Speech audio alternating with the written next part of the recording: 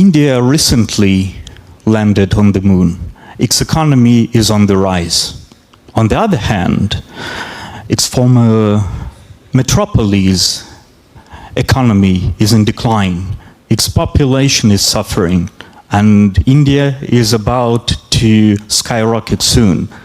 So the question is, when will time come to leave the pain of colonialism behind and look into the bright future with some pity towards former colonial power?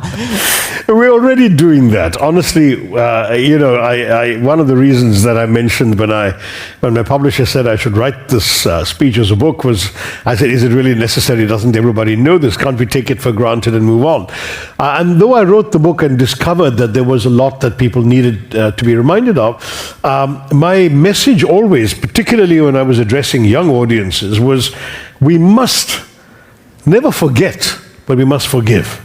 Forgive, but don't forget is the message. As far as I'm concerned, I think none of us, and I'm a student of history, but I will tell you, none of us gains from living in the past.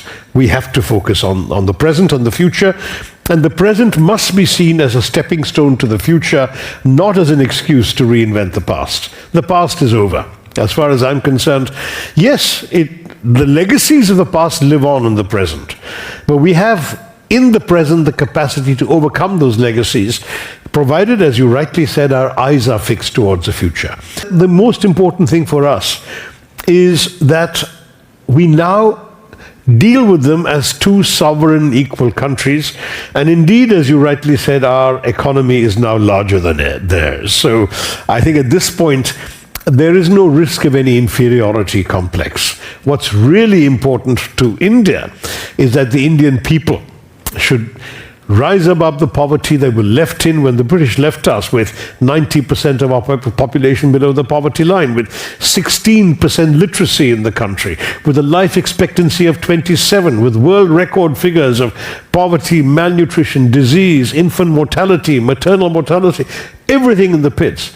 And we have recovered from then, we've picked up the pieces, and today we are a very different country.